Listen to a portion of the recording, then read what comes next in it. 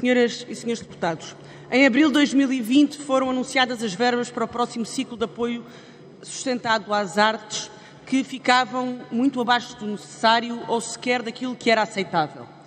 O ministro Adão e Silva reconheceu este facto e, em setembro, bem depois de terminado o prazo de submissão de candidaturas, anunciou um reforço de quase 80 milhões. No entanto, esse reforço foi destinado exclusivamente às candidaturas quadrienais, com a justificação de que haveria uma grande migração para esta modalidade. Essa migração não veio a acontecer e, sem reforço, a modalidade bienal deixou a descoberto qualquer coisa como entre 28% a 60% das candidaturas elegíveis para apoio, dependendo da área artística.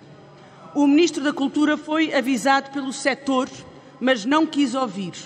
E o maior aumento de verba de sempre, como foi anunciado, criou uma das maiores assimetrias e injustiças de sempre. O experimentalismo gestionário pode mesmo vir a ser uma sentença de morte para projetos que tinham pontuações suficientes e só não receberam apoio porque o dinheiro se esgotou. Pedro Adão e Silva demonstrou ter demasiadas certezas para pouco conhecimento sobre a realidade da criação cultural e artística no nosso país. O Ministro da Cultura estava absolutamente convencido de que o melhor para as estruturas artísticas era candidaturas a 4 anos. O que não teria problema nenhum se o Ministro da Cultura não fosse Ministro, mas dirigente de uma dessas estruturas com capacidade para uma candidatura a 4 anos. Enquanto ator, enquanto encenador, músico ou coreógrafo, Pedro Adão e Silva teria liberdade artística para pensar no seu projeto no prazo que bem entendesse. Enquanto Ministro, Pedro Adão e Silva tinha a obrigação de saber que a pluralidade e a diversidade valem bem mais do que a sua certeza sobre a realidade cultural do país. E com isto quero chamar a atenção.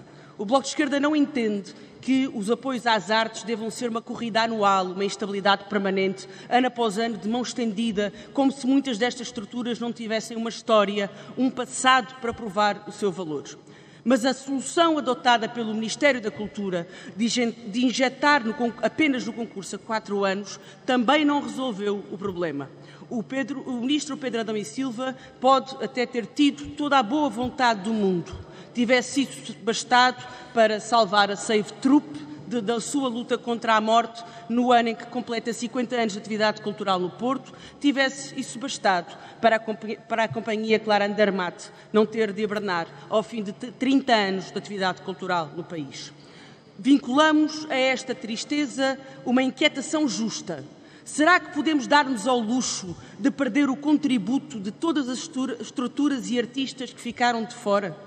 Não apenas dos nomes que todos conhecem tão bem, como Albano Jerónimo ou Marco Martins, mas da Casa Conveniente, do Teatro de Animação de Setúbal, do Teatro do Interior na Lausanne, da Jangada em Lousada, das Lêndias de Encantar em Beja, dos Jardins Efêmeros em Viseu, ou de projetos do Centro de Música Barroca de Queluz, da Associação Divino Suspiro, da música portuguesa a gostar dela própria, do Varzim Teatro, do Teatro Ibérico, do 100 ou da Plataforma 285.